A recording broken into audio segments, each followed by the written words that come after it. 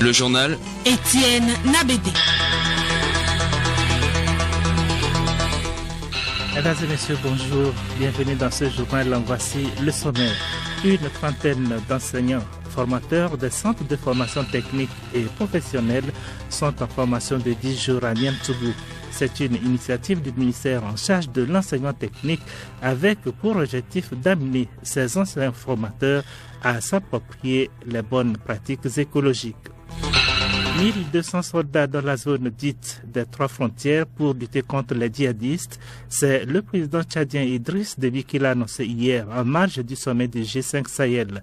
L'annonce intervient au moment où les Français souhaitent voir les pays de la région assumer le relais militaire. Et pour sport, la Ligue européenne des champions effectue son grand retour ce mardi avec les huitièmes de finale. L'un des matchs chocs de la soirée, ce sont les retrouvailles entre le FC Barcelone et le Paris Saint-Germain.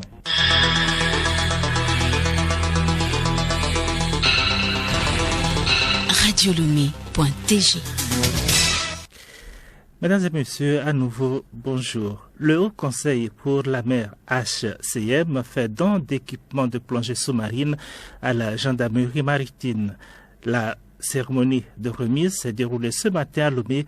Il s'agit pour le HCM d'amener la gendarmerie maritime à bien mener sa mission, celle d'assurer la sécurité et la sûreté maritime. Marie-Claire Pagnon. Ce don, évalué à plus de 15 millions de francs CFA, composé notamment de combinaisons sous-marines, des paires de gants, des ordinateurs, de bottillons, des paires de palmes, contribuera à renforcer et à garantir la sécurité aussi bien des citoyens togolais que de toutes les personnes naviguant dans les eaux territoriales. Takounadi Neo, préfet maritime.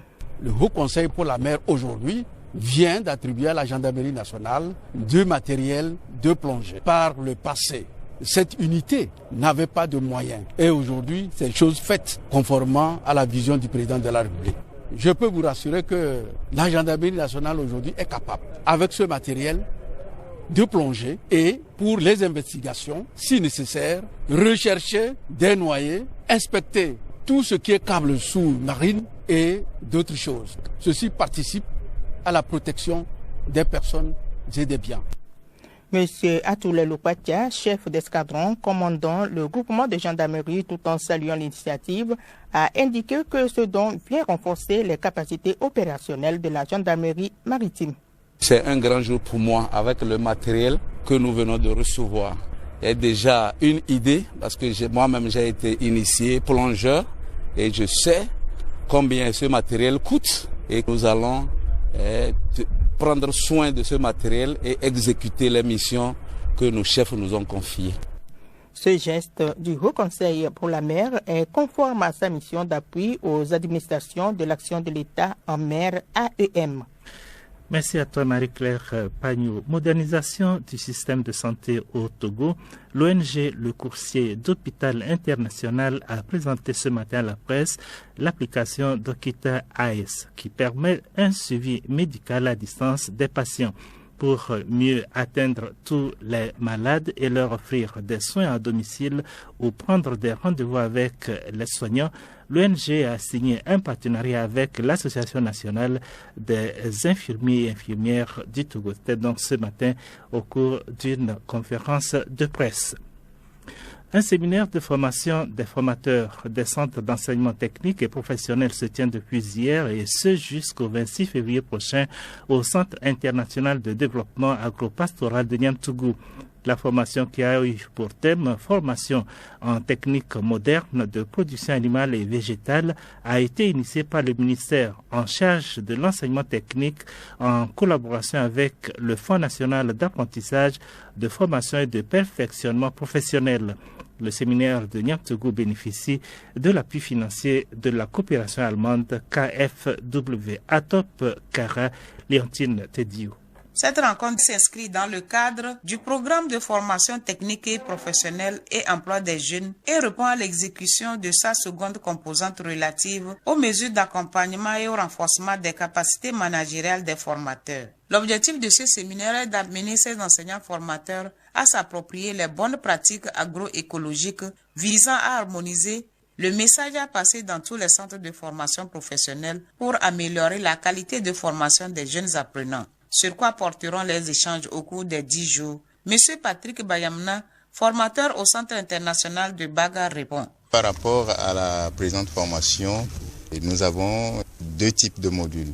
Il y a les modules en production végétale qui vont balayer les cultures annuelles, qui vont balayer le maraîchage. Il y a aussi le module de la restauration des sols et de la conservation de la biodiversité. En production animale, ce serait pareil. Il y aura donc des modules sur les généralités de la zootechnie adaptées et les cours de spécialité. Et on va glisser plus tard dans la notion des CVA.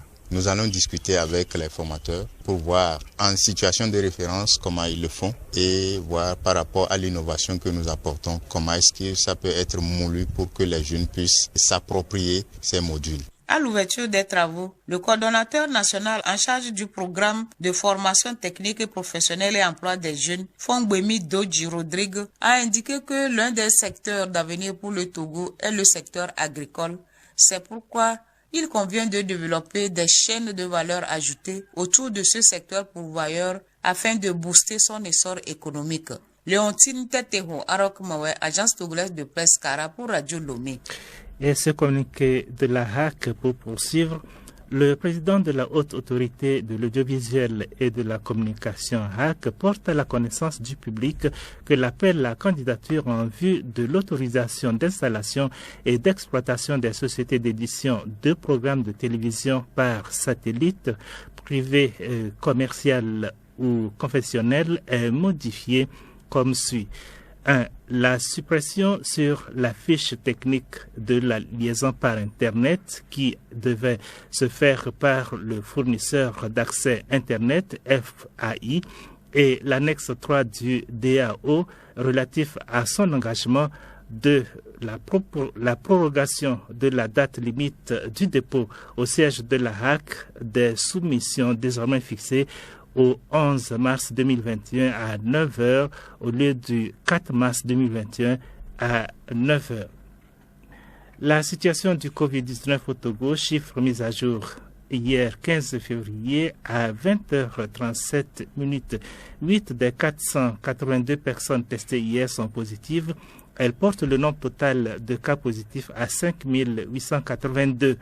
3 guéris ont été enregistrés, portant le nombre total de patients guéris du Covid-19 à 5007. Le nombre de décès reste inchangé à 81. Le nombre de cas actifs est de 794. Et à ce jour, un total de 221 033 tests de laboratoire ont été effectués sur toute l'étendue du territoire national. Le journal Étienne Nabédé. En RDC, la nomination de Jean-Michel Sama Loukonde comme Premier ministre a été accueillie avec bienveillance. Cette nomination est censée consacrer définitivement la fin de la coalition entre le FCC de l'ancien président Joseph Kabila et le CACH de Félix Tshisekedi. Il s'agit également d'une tentative de réponse à plusieurs enjeux politiques actuels en RDC. Parmi ses priorités de lutte, la lutte contre l'insécurité dans l'est du pays et dans le Katanga. Avec la nomination de ce jeune ingénieur, Félix Tshisekedi envoie un message clair sur sa volonté de renouveler la classe dirigeante. Le procès de 2 miliciens centrafricains s'ouvre aujourd'hui devant la Cour pénale internationale CPI à La Haye. Alfred Yakatom Rombo, et Patrice Edouard Ngaïsouna sont tous deux accusés de crimes contre l'humanité et crimes de guerre commis lors de la 3e guerre civile de la Centrafrique.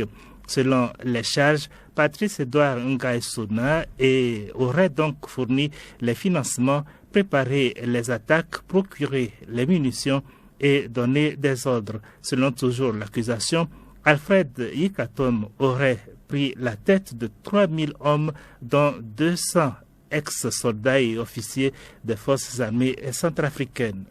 Les présidents de la Mauritanie, du Mali, du Burkina Faso, du Niger et du Tchad se retrouvent aujourd'hui à N'Djamena, la capitale tchadienne, pour poursuivre leurs discussions sur la lutte menée ces 12 derniers mois contre le djihadisme dans la région et l'avenir de la force Barkhane. En marge de cette rencontre, le président tchadien Idriss Déby a annoncé hier l'envoi de 1200 soldats tchadiens dans la zone des 3 frontières entre le Burkina Faso, le Mali et le Niger pour combattre les groupes terroristes. L'arrivée du contingent tchadien dans cette zone intervient au moment même où les Français souhaitent voir les pays de la région assurer le relais militaire. Hortense Djoua. Plus de 8 ans après le début d'une crise sécuritaire dans le nord du Mali, quasiment pas un jour ne passe sans une attaque armée, l'explosion d'une mine artisanale ou des exactions contre les civils. Le nombre de civils morts dans des attaques djihadistes a d'ailleurs considérablement augmenté, avec plus de 2000 morts recensés en 2019 et 2020. Outre l'augmentation des pertes de civils, ce sont plus de 3 millions de personnes qui actuellement ont besoin d'assistance alimentaire dans la sous-région. Ce sont aussi plus de 200 000 réfugiés maliens, 1 million de personnes déplacées au Burkina Faso. Le sommet de N'Djamena se tient donc dans un contexte politique, sécuritaire et humanitaire très grave. D'où l'annonce du numéro 1 tchadien de déployer 1200 soldats dans cette zone. L'envoi de ce contingent avait été initialement annoncé il y a 1 an lors du précédent sommet de Pau dans le sud-ouest de la France. Mais l'opération avait été retardée par la menace djihadiste grandissante sur les bords du lac Tchad et par un désaccord entre N'Djamena et ses partenaires sur les modalités, notamment financières, de ce déploiement. En dépit des succès tactiques revendiqués, le tableau demeure très sombre dans les 3 principaux pays affectés. Au-delà des efforts du Tchad, il faut une mobilisation pour une montée en puissance des troupes. Le président de la Commission de l'Union africaine, Moussa Faki Mahamat, s'engage à y travailler. Au menu des travaux pour ce 2e jour du sommet, les questions sécuritaires, mais aussi le développement de cette partie de l'Afrique en proie à la menace terroriste. Et le président tchadien estime qu'en plus de la stratégie militaire pour combattre les terroristes, il faut former les armées, favoriser le développement des régions où se sont installés les terroristes pour y faciliter le retour de l'État et de ses institutions. Près de 5 ans après la fin de l'épidémie qui avait causé plus de 11 000 morts en Afrique de l'Ouest, le virus Ebola refait surface en région forestière dans le sud de la Guinée. À ce stade, les autorités dénombrent 5 décès ainsi que 12 cas suspects ou confirmés et 125 contacts identifiés, dont 10 dans la capitale Conakry. Hier, le gouvernement a pris les premières mesures pour sécuriser la zone. Les priorités de la riposte sont désormais fixées. Enquêter d'abord pour retracer la chaîne de contamination et retrouver les cas contacts.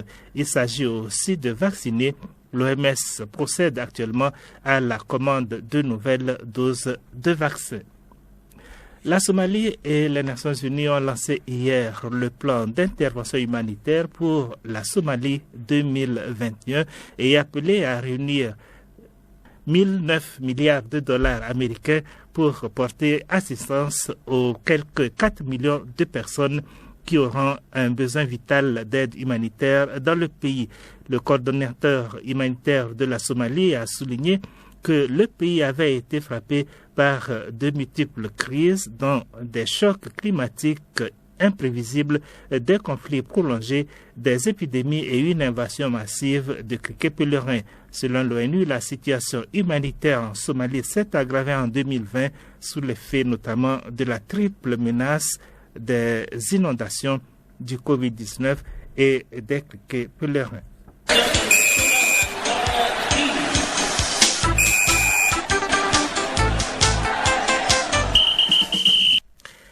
Du sport et football pour clôturer cette édition. Coupe d'Afrique des moins de 20 ans en Mauritanie 2021. Pas de vainqueur hier lors du match des novices de la compétition. La Namibie et la Centrafrique se sont neutralisés un but partout. Ailleurs en Europe, c'est la Ligue des champions qui effectue donc son grand retour ce soir avec les huitièmes de finale. L'un des chocs de la soirée, ce sont les retrouvailles entre le FC Barcelone et le Paris Saint-Germain, 4 ans après la remontada. Edo Assignon. Catalans et Parisiens se retrouvent pour la première fois depuis 2017 pour un huitième de finale très attendu. Déjà lancé dans les coulisses depuis plusieurs semaines par les dirigeants et supporters des deux clubs, ce match est considéré comme l'un des chocs de la soirée, soit une revanche pour le Paris Saint-Germain. Le Barça de Ronald Koeman, qui semble retrouver ses repères après un début de saison compliqué, reçoit le Paris Saint-Germain à la maison après une belle victoire contre Alaves en championnat le week-end écoulé. Le Barça peut compter aussi désormais sur Gérard Piqué qui a fait son retour dans l'effectif. Le Paris Saint-Germain de son côté a fait le déplacement à Barcelone sans sa superstar Neymar Junior. Blessé la semaine dernière, le Brésilien ne pourra pas participer à ce rendez-vous contre son ancienne équipe.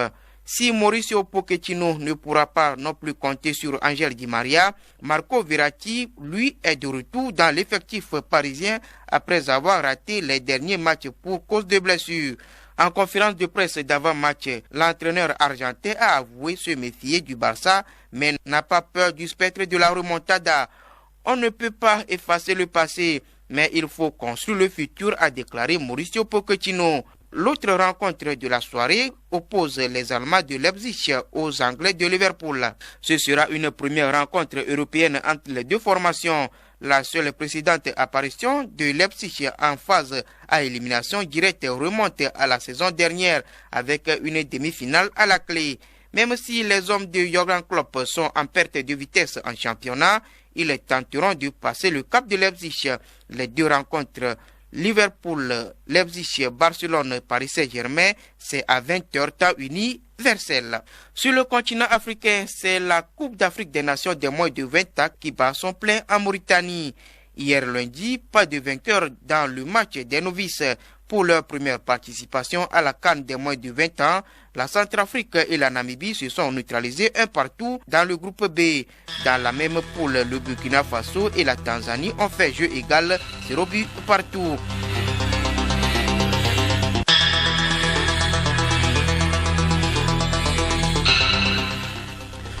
Mesdames et messieurs, c'est donc la fin de cette édition. Merci de l'avoir suivi et merci de nous rester fidèles. Prochain rendez-vous avec l'information, 14h.